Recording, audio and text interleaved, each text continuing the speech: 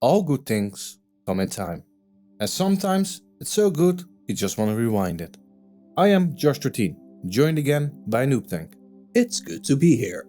Time is on our side. Welcome, everyone.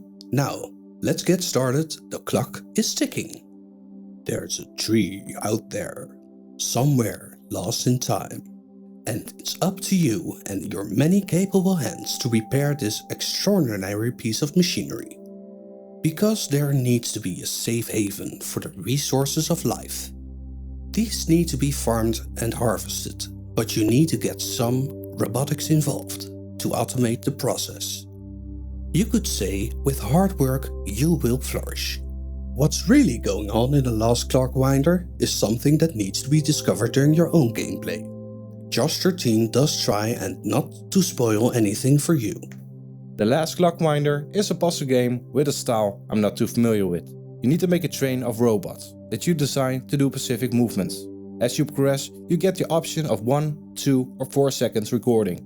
Now you need to farm your footage in a creative way, often creating a system that is well timed, like a well-oiled machine or robot.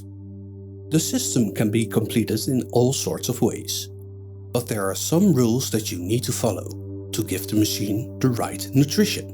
For example, some fruits need to be arranged using sticks, much like the bonding agent between a molecular structure. This makes a simple task way more difficult.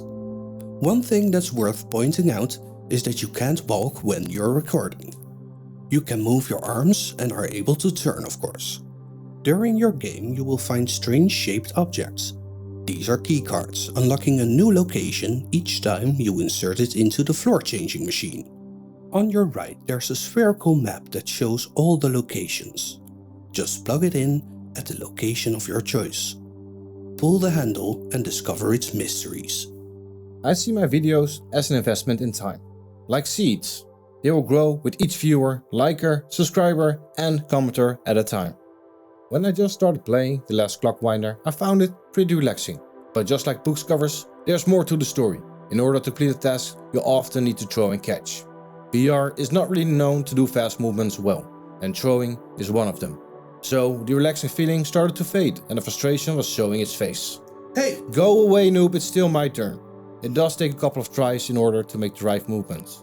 And it does not surprise me if you need to go back again after things change. For me, it's a new way of puzzling, and I can honestly say it did not make a bad impression.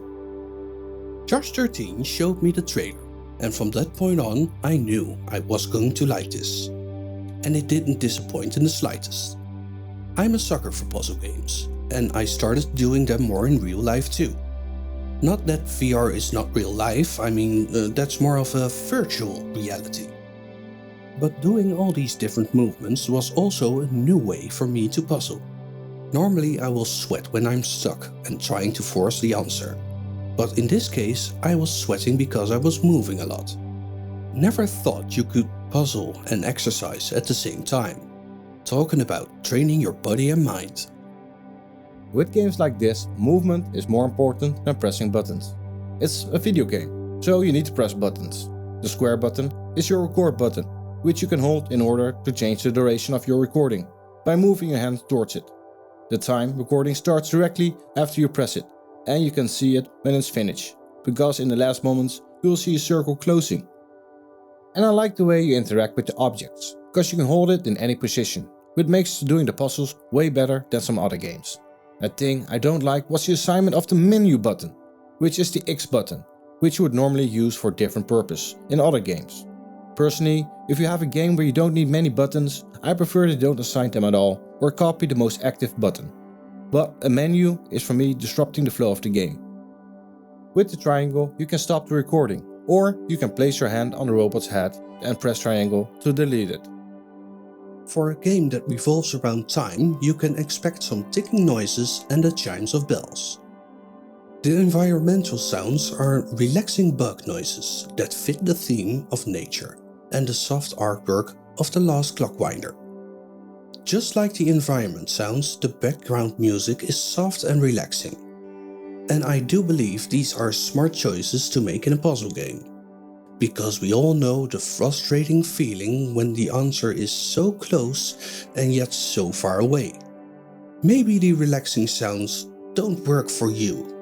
You can always try throwing. We did not like all the sounds. The last thing I want to hear while playing a game is the nagging ringing of a phone. It sounds way more urgent than it actually is. Throughout the game you will find voice recordings that will give you more background on the previous Clockwinder. The main protagonist's voice is that of a woman. That fits the game well. She sounds so confident, yet full of emotion. I really like the look of the game. The room that you're in looks very homey, and it's a relaxing environment. This also comes in handy when the frustration presents itself. Like when you lose an object, they stay where you dropped them, so you need to keep a close eye on them, and since you don't have an inventory for your objects other than your seeds, you need to walk with your hands full.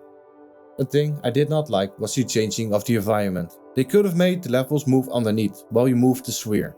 But instead you're staring into a black hole and the loading times could have gone a little bit faster in my opinion. I would give this game an 8 out of 10.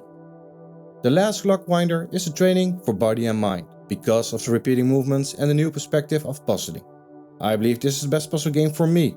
I can't really sit still and I like a challenge. So this is a well-deserved 8 with relaxing sound and the environmental design. I did like to see some changes. For example, the ringing of the phone and the black hole environmental change. But there are small things, and you can't really expect perfection, because nothing is perfect. Noobtank and I had a lot of fun playing this game, and we both cheered when we managed to succeed with a throw or a movement that we were struggling with. Unlike Josh 13, I usually know if a game's for me or not in the first few minutes. And the last Clockwinder is a puzzle game that I really enjoyed. I personally did not mind the black hole. I was too worked up wanting to know what was coming next.